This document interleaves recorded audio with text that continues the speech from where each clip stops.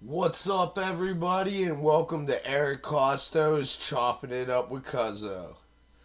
Today, we're gonna do some video reactions on shit that I watch.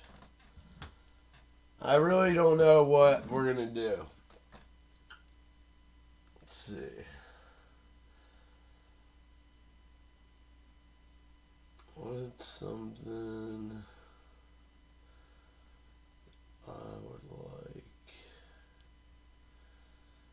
Well, let's go to.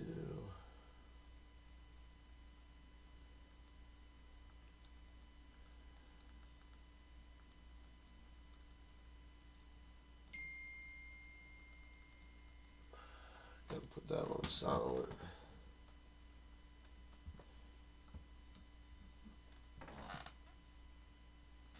Okay, guys, you already know, even though I'm pre recording this, it's gonna stay exactly like I do on the Costo show. Um, I'm not editing anything out, I don't need to.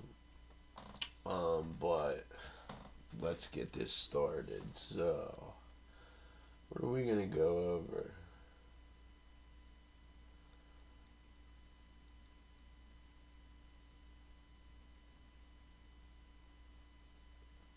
This looks crazy. We're gonna watch this. So let's get ready. And we're now in the dark. Are you afraid of the dark? Discover online privacy protection. uh, We'll help remove your personal data. A lone wolf sits in the kitchen working on a homemade world-ending bioweapon. Meanwhile, a group of computer scientists in Silicon Valley embrace and cheer over their completion of artificial intelligence they have no idea will destroy the planet. Volcanoes rumble, and the flesh-eating gray goo of nanobots falls into the hands of a tyrant in this terrifying tale of how the world might realistically end. Number 8. Asteroid impact. We're going to start with many people's favorite, and that's all us guys down here getting wiped out because a giant piece of space I'm rock gonna be decided it's time pausing to at finally certain meet our planet parts. face to face. Asteroids are not to be taken lightly. You may have heard about a certain impact event that killed off a lot of living things around 66 million years ago. This thing smacked into the water just off Mexico's Yucatan Peninsula and formed what we call today the Chicxulub crater. The event might have destroyed 75% of all species on Earth. Yep, that's the one they say ended the dinosaurs. It's theorized that it flew down to Earth traveling in the region of 45,000 miles per hour, and no sooner than you could say, "Did you hear that bang?" Mexico was on fire. This made a crater that was some 62 miles wide. As for the power, the rough estimate is the impact created the force of 21 to 921 billion times that of the atomic bomb that hit Hiroshima at the end of the. Do you understand how big of a difference that is? That's the atomic bomb times 21 921 billion. Like, that is fucking crazy. And that could happen to us also.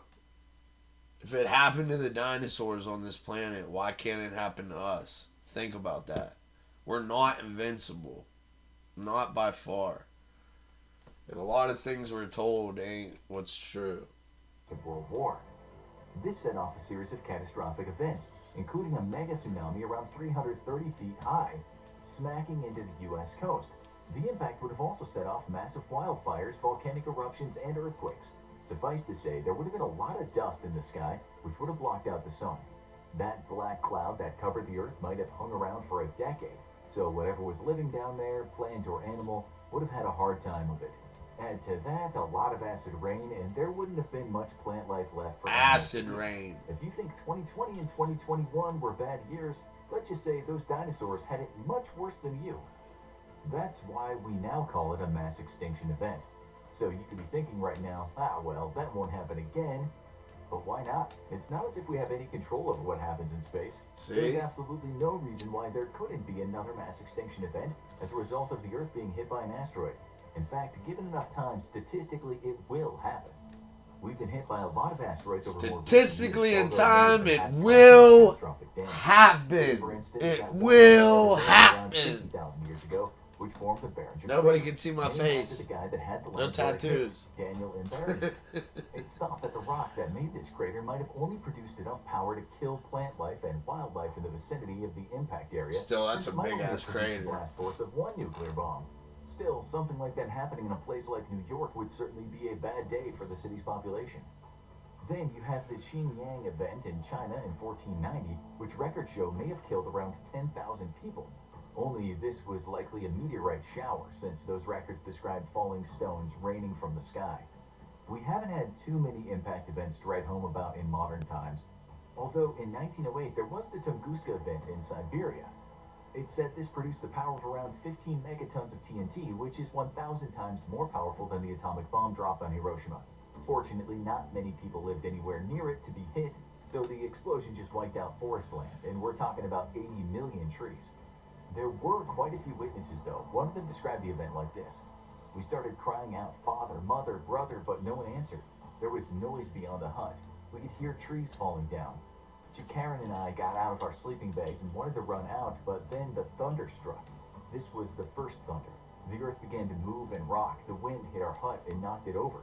My body was pushed down by sticks, but my head was in the clear. Then I saw wonder. Trees were falling. The branches were on fire. It became mighty bright.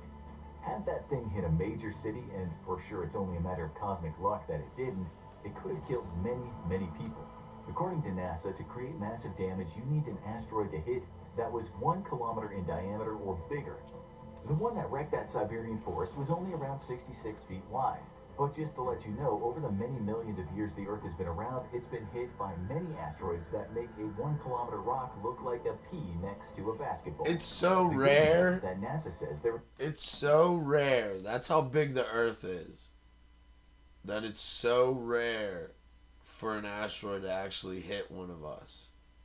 It's bound to hit fucking desert or ocean or water, some body of water. Like, big ass asteroids and shit fall from the sky all the time, but the percentage of it hitting somebody or doing anything is very low.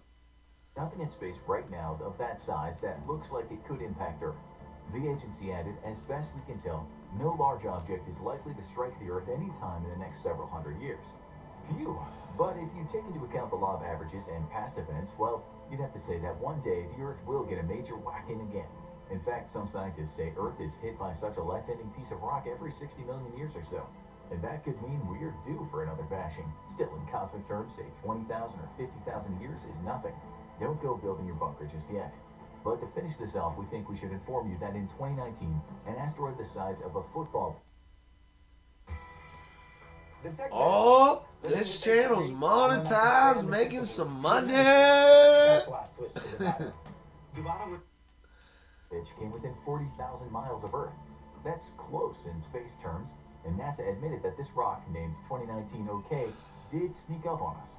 If something that size would have hit, it would have the potential to destroy a city and its suburbs. Okay, so that is scary, but it's very, very, very unlikely to happen anytime soon. In terms of your hierarchy of worries, you can shove asteroid impact to the bottom of the pile. There are actually analysts who study the likelihood of the end of the world within the next 100 years, and where a space rock isn't a major concern of theirs, this next one is. Number 7, natural pandemic. This is probably not what you will. Notice they said natural pandemic. What are we dealing with right now? Just saying, this is my point of view. I'm not trying to incite violence. I'm not trying to do anything other than let people know what I think in my mind. Okay? And what I think in my mind shouldn't really matter because, you know, I'm literally classified as being a fucking nutcase. So, just let me fucking talk and don't fucking demonetize my shit whenever it gets to, you know, the point where I want it. But goddamn, like, this is real shit. COVID-19. Watch what they say. To hear, given you just spent the last 2 years mainlining the pandemic into your conscience, thanks to the ever-vigilant, sometimes click-hungry media. Still, never in your wildest dreams did you think the recent virus was going to end the world or anything close to it. But there have been some pretty frightening pandemics before. You've probably heard all about the Spanish flu that ravaged some parts of the world Black between Death. 1918 and 1920. It wasn't The Spanish Black at Plague. all. But the reality is this flu killed somewhere in the region of 50 million people. Not world-ending, but it was hardly a scratch either. Then you had the historic plagues, which were certainly no walk in the park for humanity. It stopped that between the years of 1346 to 1353. The aptly named Black Death killed anywhere between 75 and 200 million Death. people across Black Europe, Plague. Asia, and Africa. It killed between 30 and 60% of the entire European population. So while not the end of the world, the plague was darn efficient at population reduction. That was about as bad as it gets when it comes to killer viruses. But the question is, could anything close to it, or even worse, happen again? If you've been reading the news over the last 2 years, you'll know that many stories have started with the words, "Experts warn." Oh God, not another experts warn story, you probably thought while reading them. In 2019, the Guardian newspaper began the story with this: "Experts warn world grossly unprepared for future pandemics." The story described the scene that sounded like a Hollywood movie. And then a virulent flu pandemic happens within...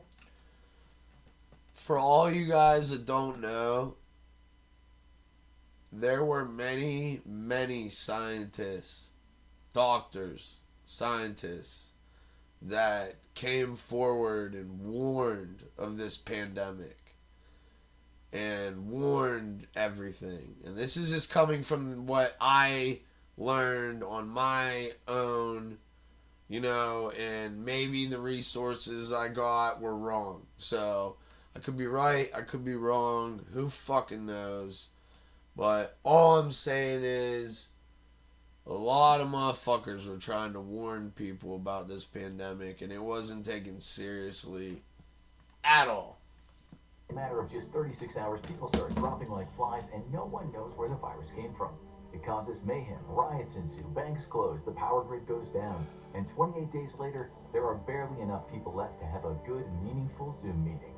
The Guardian wrote, minus the Zoom joke, "Such a scenario is entirely plausible, and efforts made by governments to prepare for it are grossly insufficient." Many people think it's a possibility. In 2017, the ever-reliable harbinger of doom, Bill Gates, said as much.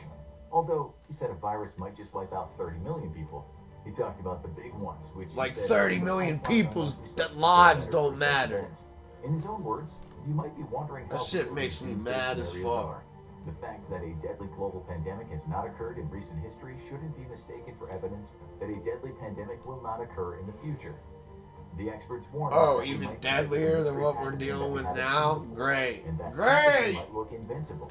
That's Can't why wait the for World that. Health Organization talks about disease They as, better which is triple a them hypothetical stimulus very checks, deadly I know that. pathogen that strikes us down. This might come from an animal, but it also could be man-made. We'll come back to the pandemic wars later, but first, let's hear about something that humans do as naturally as breathing and might destroy the earth before we finish this video. Number 6, war. We really can't have a show about the end of the world and leave out war. Back Okay. War. War. Look at this scene that they depict.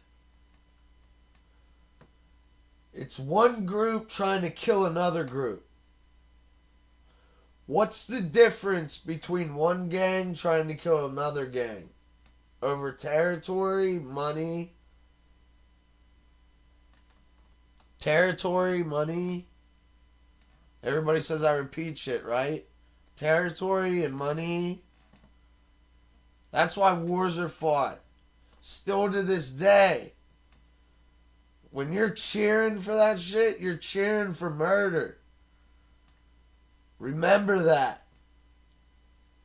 Wars are won by whose side kills more. Does this side fucking end up with 20 people left and the other side end up with fucking 500? Surrender. Tap out. War is real. All your boys, your baby boys, and even your girls, your daughters that you send off there. You don't know what they experience over there. I do. I'm not even a vet, and I do. I had tons of vet cellies, Marines, told me all kinds of fucked up shit. But war is still going on today. Still today, we can't figure out a way to talk it over and figure something out. We're not civilized yet. If we were all the way civilized, we would be able to respect each other as men and come to an agreement instead of millions and millions and billions of innocent lives being fucking slaughtered. Just my point of view. Not saying it's true or false, but in Cuzzo's world, it's true. Day when Attila the Hun's armies were embracing their violent side. But I'm crazy on tons of meds. But battles like that were never going to pose a threat to mankind. Then we modern folks came around and someone got the idea to create bombs that could potentially end the world. The US has around 1,750 deployed nuclear weapons. That's the biggest arsenal, but why would you create a bomb that could destroy the whole entire world? Why? Do you know how much fucking money went into that? Yet we have people that are living on the streets in this fucking wintertime, freezing their ass off. You know how many old people are gonna die because they're homeless? They're gonna die of the fucking temperature, the fucking below 0 degree temperature, and the fucking in the negatives with the wind chill and all that shit. All these people dying. Why the fuck is our government spending all kinds of money on making a bomb that could blow the whole entire world up?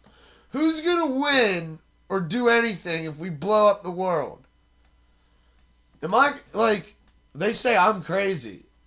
Real shit. I'm on like 11 different psych meds. But I don't know. They say I'm crazy, so I'm like, alright, take the pills. Okay. Russia has around 1,600. This shit seems crazy to me. Russia and America aren't exactly. Who knows? Maybe I'm wrong. I don't know. Leave it in the comments. How many nuclear weapons that country has. So if you read this recent headline, threats from Russia more immediate, but threats from China greater, you might think, well, that's not great. Other countries with such terrible weapons are the UK, France, Pakistan, India, Israel, and everyone's favorite quiet neighbor, North Korea.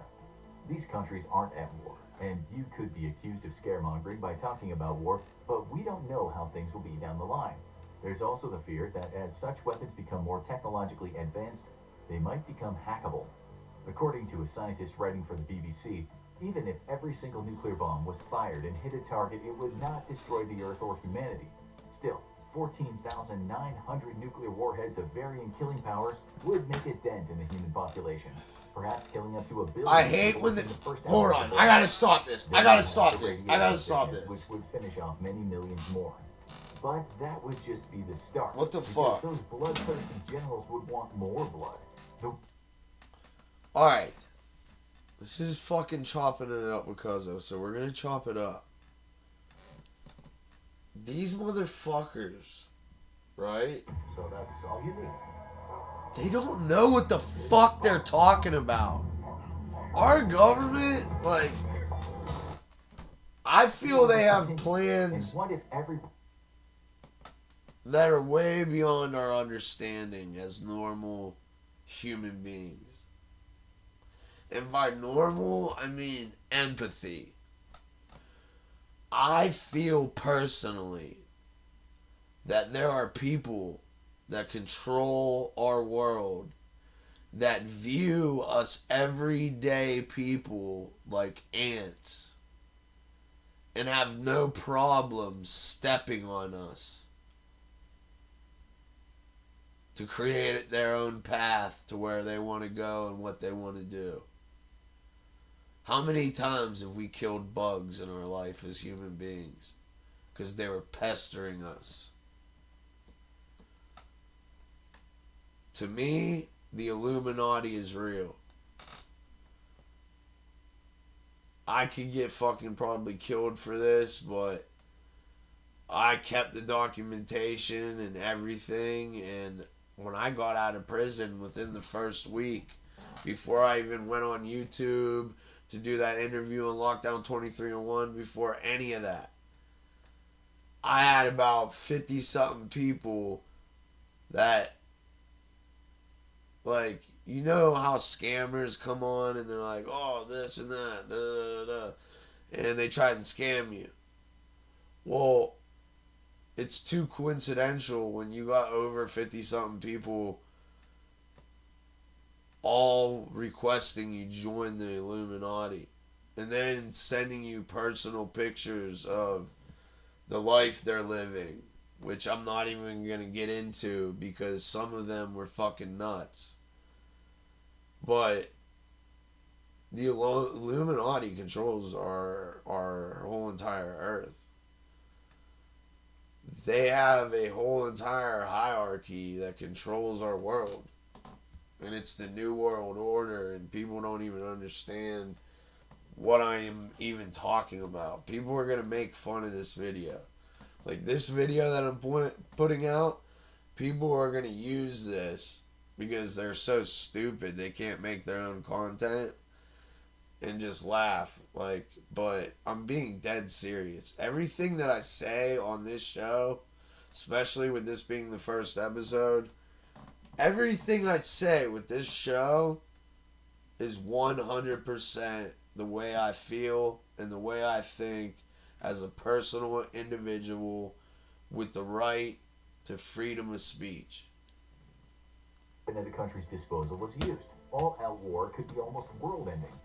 Using a theoretical scenario, some scientists have said that the detonation of all nuclear weapons could create such a mess that people would not be able to survive in the aftermath. Slowly, they'd get hungry and sick and die. There would be raging fires in cities, and the soot in the sky blocking out the sun could kick off a nuclear winter. One scientist named Alan Robach, who took the temperature drop of a nuclear winter seriously, said this could end life on Earth. What if we built bigger bombs, those known as doomsday devices? The ones we dropped in the past were pretty weak compared to modern ones, as one disarmament activist put it in the current U.S. nuclear arsenal. Do you hear the way our government thinks? According to this show, in my way of thinking, I'm not trying to fucking start riots. I'm not trying to start hate groups. I'm not trying to do anything. All I'm doing is speaking my mind. And I have the right to freedom of speech. And this video is already monetized by YouTube, so I can fucking play it. For example, the W-88 warheads deployed on Trident II submarine-launched missiles have an estimated yield of 475 kilotons, compared to the estimated yield of 12 to 13 kilotons of Little Boy dropped on Hiroshima.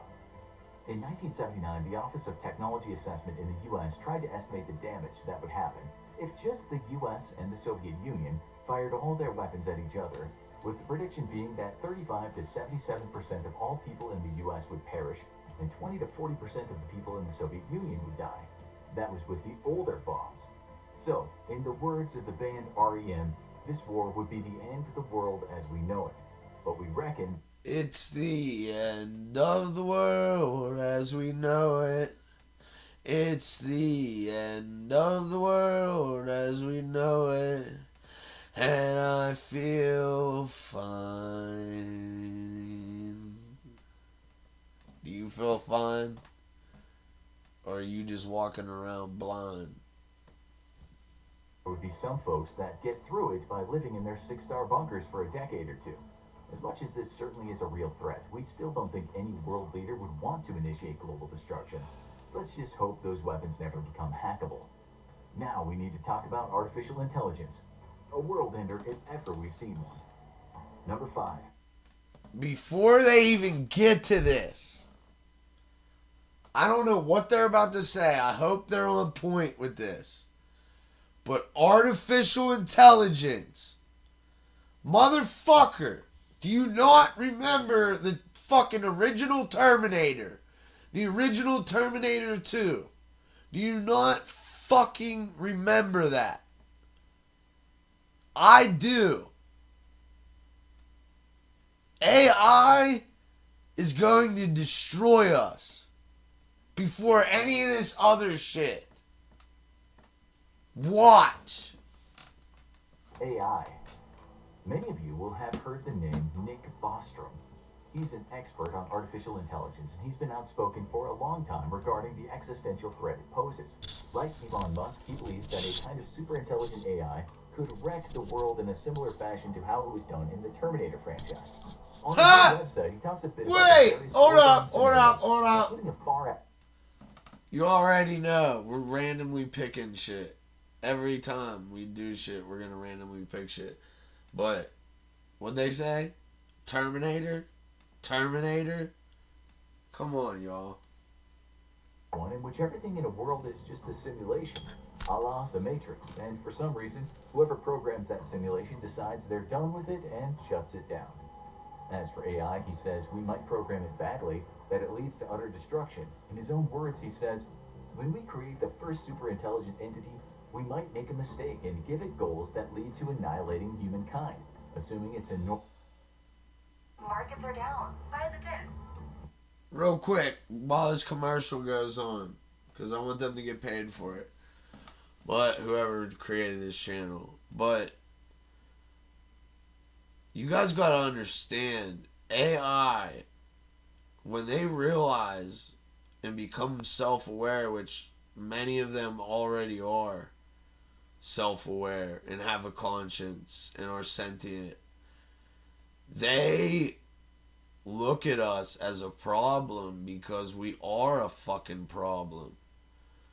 All we care about is becoming rich and famous and fucking decked out in jewels and having crazy mansion orgy parties. And then you got your real fucking sickos that are one step above that shit, and they're into some shit that I'm not even gonna get into. Maybe we'll come across a video that we could watch and they can explain it. Because if I feel like every time I try to explain some shit that I'm feeling and thinking, I get all these strikes and all this shit. This is a new channel, but we'll see. We'll see if that shit continues. Buy the dip. Sell everything. Sell everything. Hold on to those stocks, honey. The world is full of financial noise. Our advisors use insights from global experts to keep your investments on track. JP Morgan Wealth Management. Let's be real about Donald Trump's failed presidency. The violence, unmasked racism, catastrophic All attacks, propaganda. whistleblower, Either, I don't care what side you're on, it's propaganda. and the handout. We're not This watching that. intellectual advantage gives it the power to do so. As an example, he asks, what if we gave this intelligence a mathematical problem, but that problem was so hard it had to turn all the matter in the solar system into a giant calculating device, and by doing so, kill us all? Other people have said, what if we told this AI to create a program to ensure the future safety of our planet, but then the AI decides that the only way to do that is get rid of us humans? Musk has similar worries, saying that we might one day create what he called an AI immortal dictator. He said, at least when there's an evil dictator, that human is going to die, but for AI there would be no death. It would live forever. And then you'd have an immortal dictator from which we can never escape. This intelligence might just decide that we humans are not needed down here. Why it does that, we don't know. But if it does, we won't have a chance. Musk explained it like this. It's just like if we're building a road and an anthill just happens to be in the way. We don't hate ants, we're just building a road. And so... Ain't that funny? What did I say in the beginning? Anthill. Ants. Bugs. Insects. Goodbye, anthill. But I'm crazy. The main concern about AI On centers paper. around what some people call an intelligence explosion, meaning we create some AI that is able to improve itself, and so becomes way more powerful than we expected it to in a short time. In Bostrom's words, when it comes to AI, we're like kids playing around with a bomb. He said, we have little idea when the detonation will occur, though if we hold the device to our ear, we can hear a faint ticking sound. He, Musk, and Bill Gates all believe that even though right now the AI we create couldn't cause much damage, the explosion is possible. Once that happens, what the AI might want could be very different from what humans want. Bostrom explained that the AI's goals might be incompatible with human survival, Not because the AI is evil, it's a computer, it doesn't have feelings. He gives this amusing but scary example. You think it doesn't have That wanted to feelings. maximize the number of paperclips in You existence. think it And doesn't. that was powerful enough You to make be a it threat. self-aware. It might then want to eliminate humans to prevent It's us going from to switching off, eventually since that would reduce the number develop of paperclips that are feelings built. and It might also want to use atoms in our bodies to build consciousness more paperclips. and It may become seem silly to sentient. talk about a world ending over some paperclips, but in reality, any number of goals could It's lead to so funny destruction that people because the argue AI just against wants that. to do its job as best it can. This is why we have to be so careful about programming. But everybody's Well, a lot of entitled to scientists their scoff own at such a doomsday opinion. scenario, and they say we have many other bigger issues to contend with. But some of those issues might be, say, getting rid of viruses or solving some of the world's environmental problems. This is the very reason why we are in the process of trying to develop computer programs that can do that. And we're getting better and better at it. Yeah, but what Boston else are we believes that doing? we What will else are we succeed in spending developing money on? super intelligent computers sometime around the middle of the What century. else are we And if that spending becomes money reality, on? we might What solve else those are we implemented spending problems. money But on the Pandora's box we've opened might that you're just not be telling us us too. about? Maybe What else now are we you're spending thinking, money "Oh, on that you're Simpson, not just telling turn the damn us? thing off when it gets too big for its boots." Bostrom had this to say about Freedom that of scenario. speech. A This is free-roaming just coming from a superintelligent crazy agent would presumably person. be able to anticipate that humans might attempt to switch it off. And if it didn't want that to happen, take precautions to guard against that eventuality. Lastly, the great physicist Stephen Hawking stood behind what Bostrom is saying. Hawking agrees that Stephen soon Hawking AI was could a very well genius. help us to end disease and poverty.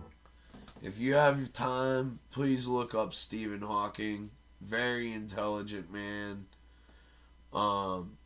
Was completely paralyzed, but they developed a machine where he could literally kind of telepathically talk to people. And he was a genius, a mathematical genius, a scientific genius. I mean, a philosopher, all around, just pure genius. But he also said the development of full artificial intelligence could spell the end of the human race. Hawking added, "We cannot quite know what will happen if a machine exceeds our own intelligence, so we can't know if we'll be infinitely helped by it or ignored by it and sidelined or conceivably destroyed by it." Okay, now for something a bit more down to earth but equally frightening. Number 4, supervolcano. In 2019, an article in the New York Times read, "A giant volcano could end human life on Earth as we know it." Life is really starting to feel tangled. Have you ever heard about that? The article Probably talks not. about the Yellowstone supervolcano, Probably not. which gets an 8 out of 8 points. That's in the probably never volcanic even been in explosive any index. news media Still, the good outlet. news is it's only erupted 3 times in the last 2.1 Who million owns years. the The media? last one being some 640,000 years How would ago. I know? If it went off tomorrow, the I'm just a earthquake would mean fucking massive eruptions of magma convicted and everything felon for miles crip. around being buried in lava. That would really suck What for do I people know? nearby. But for folks in the region, it would mean their world turning dark because of volcanic ash. Those ash clouds would keep moving all over the US, and the result of that would be massive contamination of soil and the possibility of the power grid going down. Outside the US, there would also be mayhem. The article in the Times explained, over the short term, as the toxic cloud blocked sunlight, the global average temperatures could plunge significantly and not return to normal for several years. Rainfall would decline sharply. Several That might be enough to years. trigger a die-off of tropical Y'all don't know rainforests. about several Farming could years. collapse. People who've Newspapers done cited prison reports written by some time and European solitary scientists who confinement said time, the they know what Yellowstone that is. supervolcano going off would become the greatest catastrophe since the dawn of civilization. Y'all ain't Still, gonna many like it. scientists would say All y'all people that wrote ain't that never article was strictly experienced hyperbole. prison, They'd say y'all that ain't gonna even like though this it new would be a life terrible headed our disaster, way. not even all Americans would die. There are also bigger supervolcanoes in the world, such as Mount Rainier in the US. For sure, a volcanic eruption with its ash clouds could cause many humans to suffer over a long period of time. But one eruption wouldn't end the human race. As an example, there's the theory that the Campanian Ignum Britae eruption 39,000 years ago could have helped wipe out the Neanderthals. But life went on in the long run. 75,000 years ago was when the Toba eruption happened in Indonesia. The theory is that this was the biggest eruption in many millions Indonesia. of years. Scientists say it could have caused a volcanic winter that lasted 6 to 10. Indonesia. So many of us Americans, it's like we're just stuck in our own little bubble. That all we care about is what's going on in America. We don't care about what's going on around in the world. I do. I always look and search and see what's going on around the world. Whether people are right or wrong, I give my opinion straight up and how it is, and I let people know if they're wrong. Sometimes it causes beefs, sometimes it causes war, but, we all die at some point. Just know that. No matter what happens in our future, we're all gonna die no matter what. That's when the Earth cooled from all the ash and other debris hiding the sun. After that eruption, the Earth's temperature might have been affected for as long as 1,000 years. It's now thought that it significantly decreased the human population and created what's called an evolution genetic bottleneck. It's all theoretical, but there's little doubt that the destruction caused was profound. Again, people survived and life went on, but what if that happened again in modern times? We should also point out that not all experts believe that this eruption almost finished off humans before they really got started. One of them told the BBC, over the last 10 years or so, people have become more skeptical that Toba almost killed off Homo sapiens. Like Yellowstone, Toba is still active today, and while it's very unlikely one single supervolcano eruption could finish us, if by some chance 2 or 3... It already did it. History repeats itself. Well, that could be slightly doomful. As the saying goes, freedom of speech. I'm crazy. Now, we'll talk about regular evil again. Number 3, human-developed biological weapon. In his list of possible world-ending scenarios, cheery Nick Bostrom added genetically engineered biological agents. Many other experts also see this as Area a threat. 51. As if naturally occurring pathogens weren't already Area scary 51. enough. What if someone let loose a man-made virus? This is sometimes called the lone wolf scenario, something that Hollywood has been making tons of money out of for years. Bostrom explained, with the fabulous advances in genetic technology currently taking place, it may become possible for a tyrant, terrorist, or lunatic to create a doomsday virus, an organism that combines long latency with high virulence and mortality. He also said there's a possibility that we could create a world-ending virus by accident, giving the example of some Australian researchers who, when trying to come up with a contraceptive virus for mice to better deal with them as pests, they made a modified mousepox virus. It had a mortality rate of 100%, Mousepox. meaning that all mice that got it died. Thankfully, that virus... How many of y'all, for real, watching this, be real with yourselves, have heard of micepox? If you haven't, search that shit. Do your homework. Look at micepox. We're all worried about COVID. Look at micepox. was not transmissible to humans, but imagine if one day scientists were doing something to say the smallpox virus, and by accident, they created a monster of a virus. Then imagine it escaped the lab, as smallpox has done in the past. Humans will always research viruses because we want to better understand them and ensure that we can control outbreaks in the future. That's why some people call biotechnology both a blessing and a curse. There are accidents, and there are also tyrants that might want to create a bioweapon. This is what the Future for Life Institute wrote about. Y'all hearing this? Y'all hearing this? Y'all hearing this? Bioweapons. For example, North Korea is rumored to have assembled an arsenal containing anthrax, botulism, hemorrhage. This for me is a commitment. After Damn. I don't Why does everybody spend all their money And now I'm back. This is every month. on ways to kill entire countries, civilizations, states? Why is our government and every other government in the world spending all that type of money? Why? Why are they doing it? Smallpox, typhoid, and yellow fever ready in case of attack. It says the cost of developing such weapons has reduced a lot in the last decade or so, and it's now conceivable that the technology could fall into the wrong hands. It's become easier to manufacture strands of DNA, with the same institute saying it could become possible for someone to print deadly proteins or cells at home.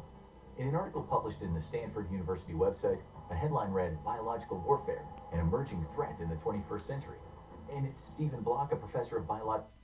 There was a cult, okay? There was a cult back in the day where they worshipped this, from India dude who was supposed to be this, like, guru, and all these people followed him, and They ended up using chemical warfare and they poisoned an entire county. You know what I mean? Like, you don't understand how many people have ulterior motives, and that their ulterior motives are very sinister and fucked up and evil. And you just need to be self aware and be aware of your surroundings, man. Know what's going on around the world and shit. Stop watching all the bullshit. You know, that's why I started this new channel. You know, I already made a commitment to do a reality show on my life after prison. So I'm never going to stop doing that show. But, you know, now that I'm starting this new show, I want y'all to understand the way I think. How I think. What's in my head? What do I consume? What do I consume into my head? What do I visually consume into this brain? I want y'all to see what I see and hear what I got to say about it. Sciences and applied physics said he is certainly scared of the wrong kind of people getting their hands on something as terrifying as the smallpox virus and then letting it loose on the population. Block said, we're tempted to say nobody in their right mind would ever use these things, but not everybody is in their right mind. He talked about his But not everybody is in their right mind. Not everybody is in their right mind. Not everybody is in their right mind.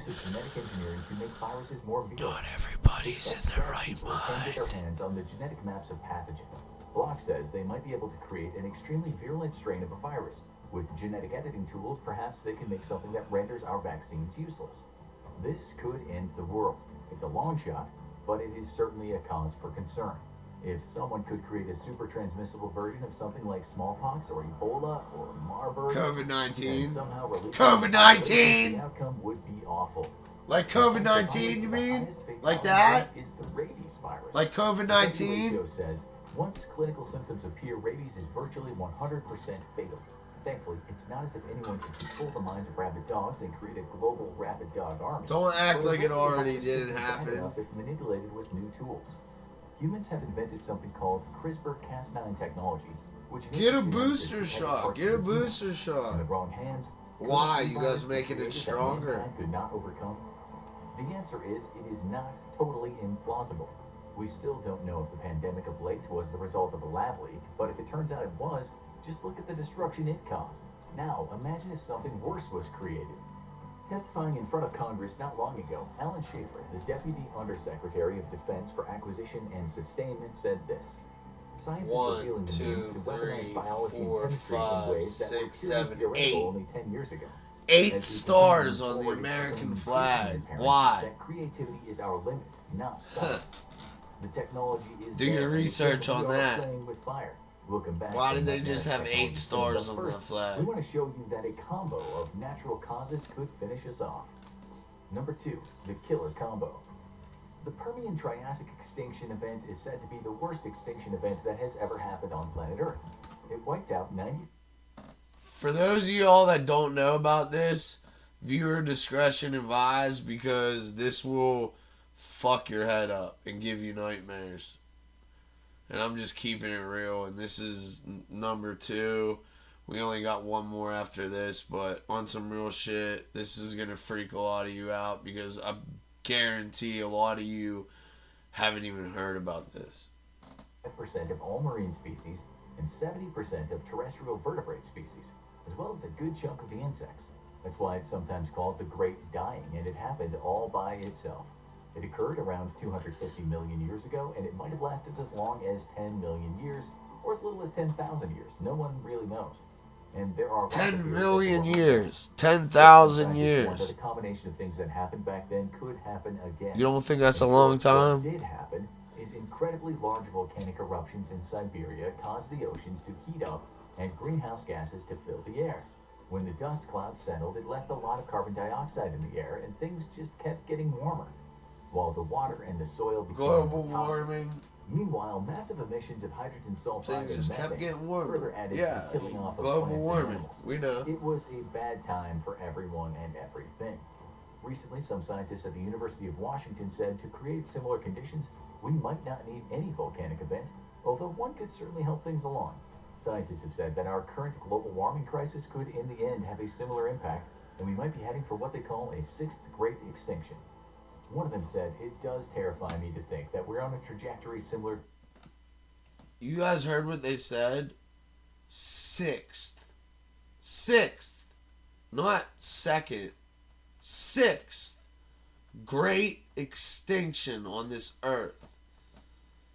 So many people think that it was just the dinosaurs and then us. No. We're on our sixth extinction that we got coming up. You gotta know your history and know what people are talking about. The more and more knowledge you know, the less people can fuck you over and make your fucking mind manipulated by whatever their cause is. You don't want to be manipulated. You want to be strong and be confident and be able to, lead and not follow. That's what you need to go do. But listen to this, because this is real. And so many people don't know about this shit. This is only episode 1. I'm going to get into so many videos that are going to blow your guys' mind. Permian, because we don't really want to be on that trajectory. The same people tell us that levels of carbon dioxide here on Earth are rising so dramatically that we can compare the present to this past event. We are seeing the world heat up faster than it has in 65 million years. Global warming. Acidifying 100 Global warming. in about 20 million years. What these scientists are saying is this could trigger a number of events, just like in the past. And while killing off animals and plants will take a long time, slowly but surely we could all die. It will be a ponderous and painful death, with lots of famine, lots of strange weather patterns, and you could certainly throw in some war over resources when things get bad.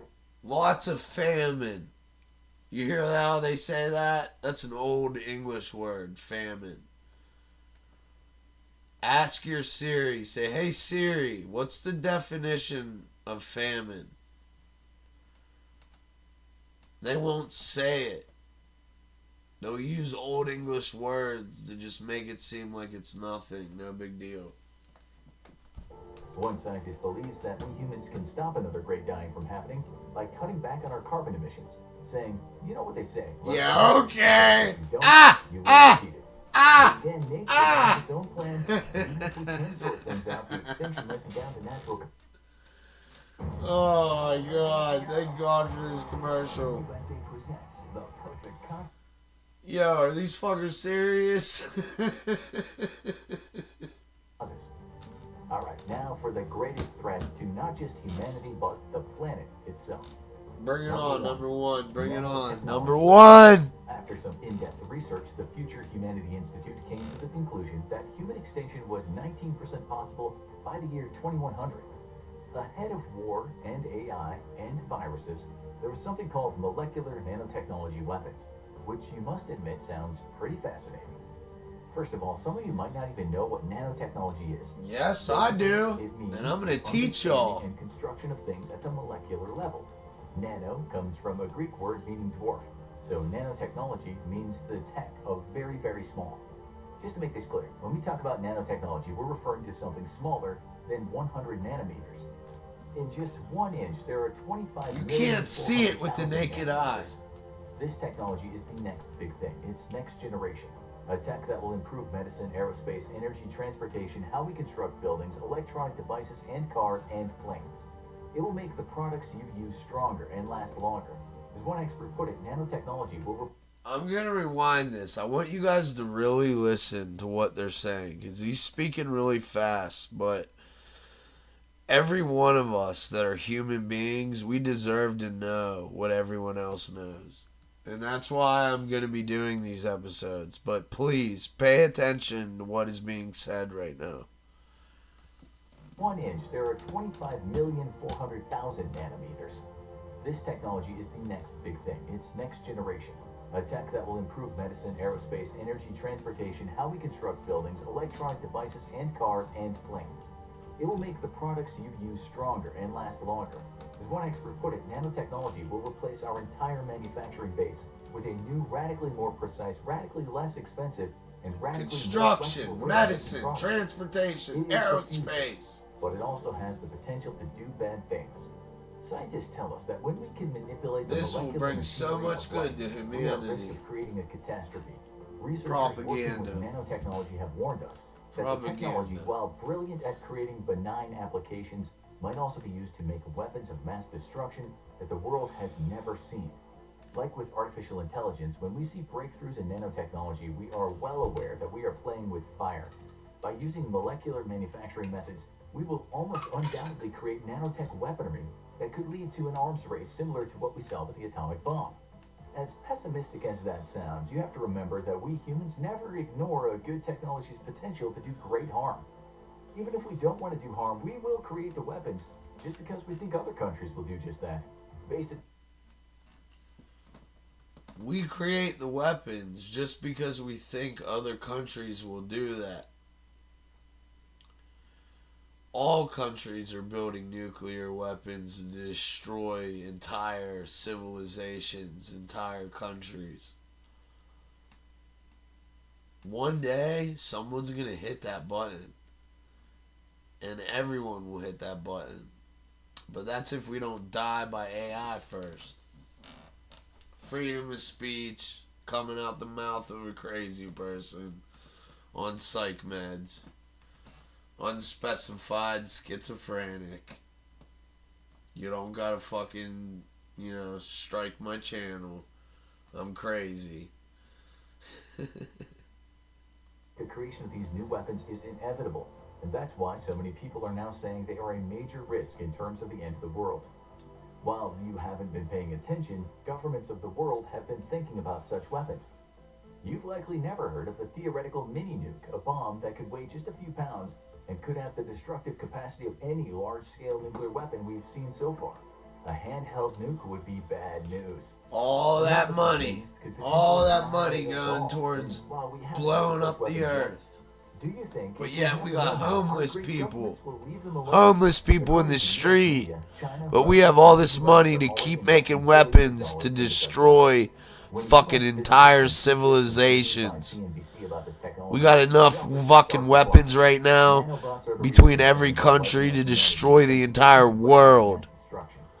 But yet there's people living on the street homeless.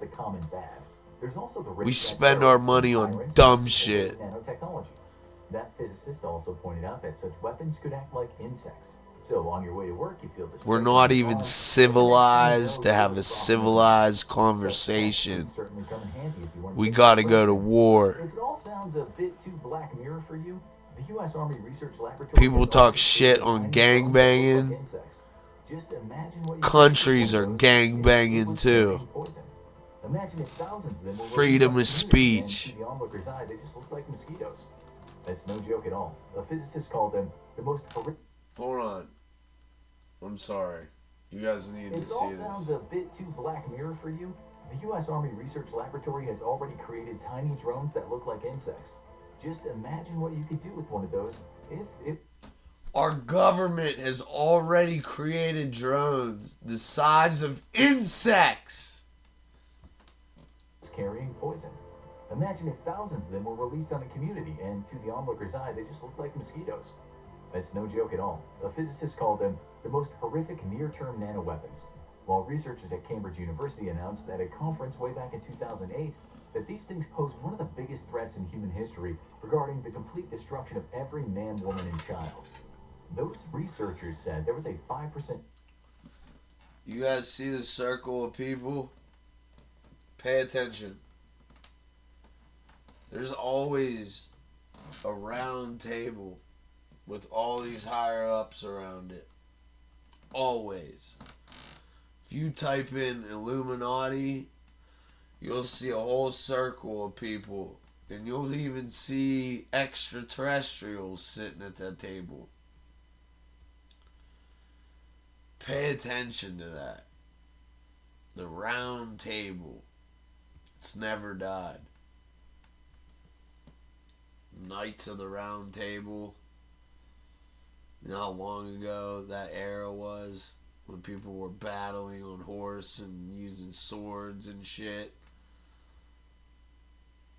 Well, guess what? The Round Table still exists. Chance that even a nanotechnology accident could kill 1 million people by that date. They also said there was a 10% chance that 1 billion people could die from nanotech weapons. So, in short,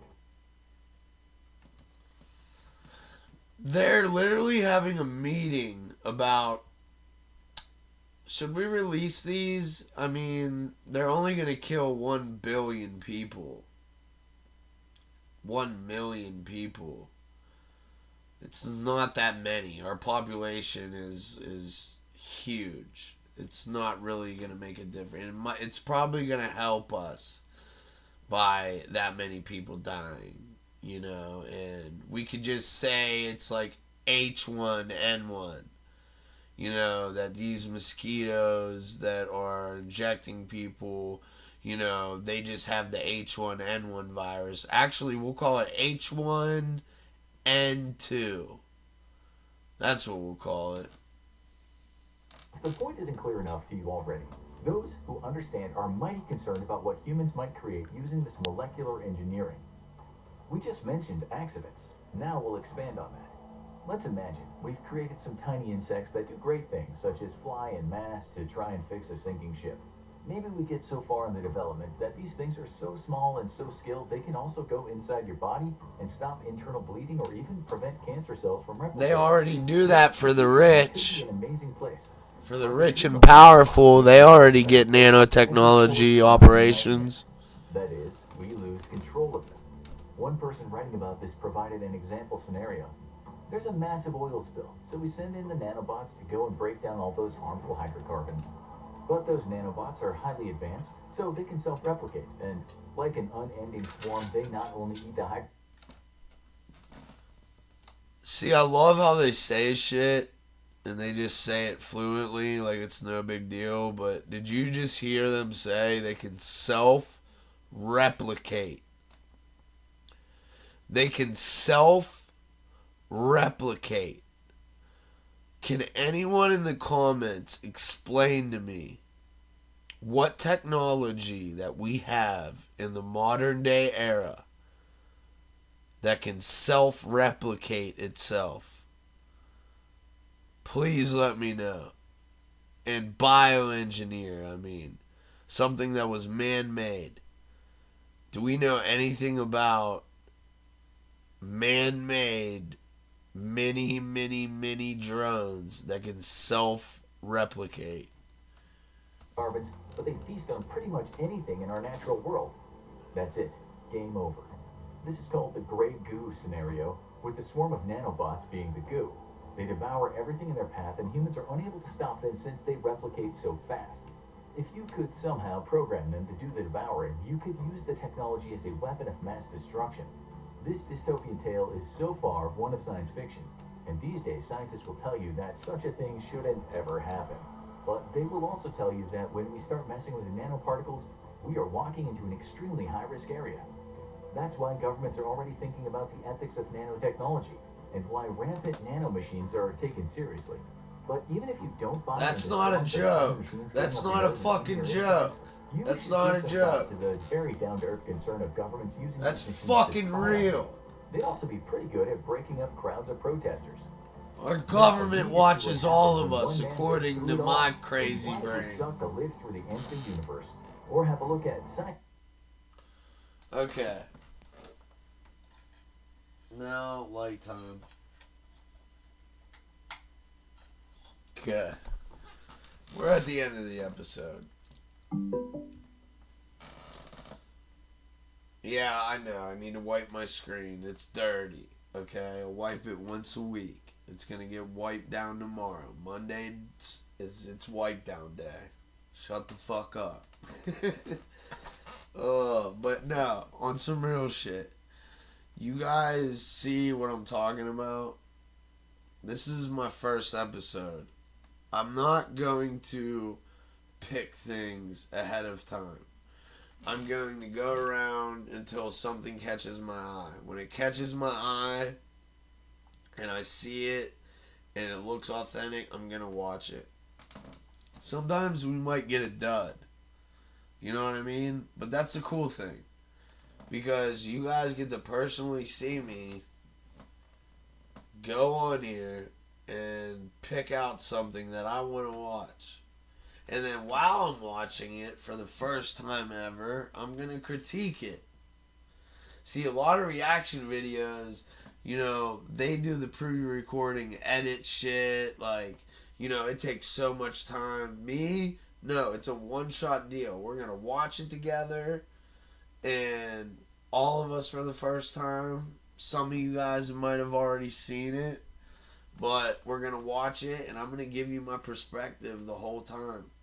It's freedom of speech, and I'm not trying to incite violence. I'm just trying to help people gain knowledge. You know, in prison, that's all I did was educate myself. I kept my mind sharp. I did puzzles non-stop. Anything I get my hands on. Crossword puzzles, Sudoku puzzles, anything. And I read a lot.